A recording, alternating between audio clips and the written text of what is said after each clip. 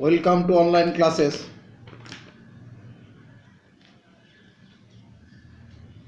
Now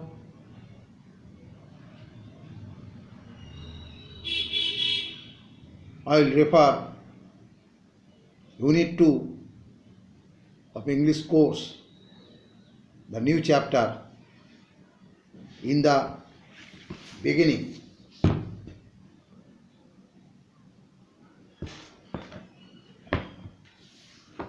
First, I will read the story,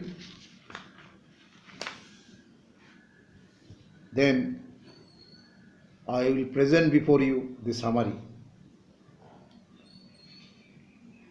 Unit 2 in the beginning from English course book. Nearly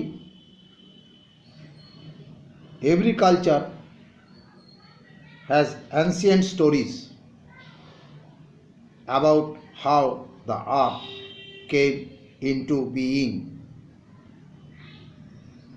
These stories were told to satisfy people's curiosity about the planet they lived on. The stories usually have a powerful God who was the creator. Here are two versions of the creation of the earth. You may know another one. The Egyptian story of creation. In the beginning, before they were any land of Egypt, all the darkness, and there was nothing but a great vast of water called Nu. The power of Nu was such that there rose out of the darkness a great shining egg, and this was Ra, R-A, Ra. Now Ra was all powerful and he could take many forms. His powers as the secret of it lay in his hidden name, but if he spoke other names, that which he named came into being. I am Kipira at the dawn, and the Ra at noon, and Tum, T-U-M, in the evening, he said. And the sun rose and passed across the sky and set for the first time. Then he named Shu, S-H-U, and the first winds blew. He named Renat, the spitter, and the first rain. Next he named Jeb, G-E-B, and the earth came into being.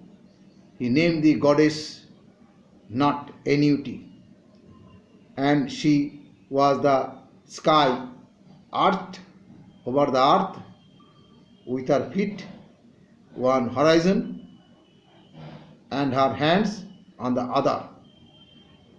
He named Hapi, H-A-P-I, and the great river Nile flowed through Egypt and made it fruitful. After this, Ra named all things that are upon the earth, and they grew. Last of all, he named mankind, and there were men and women in the land of Egypt.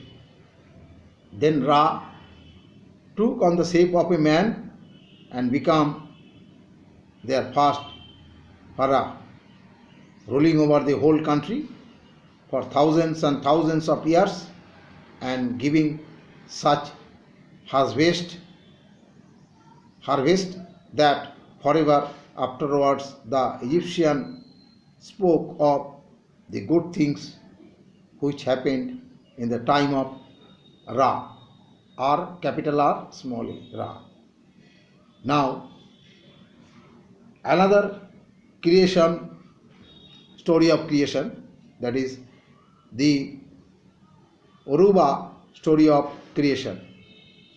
The Yoruba people of Nigeria said that in the beginning the world was all marshy and watery, a vast place. Above it was the sky, where all around the Supreme Being over the sky lived with other gods.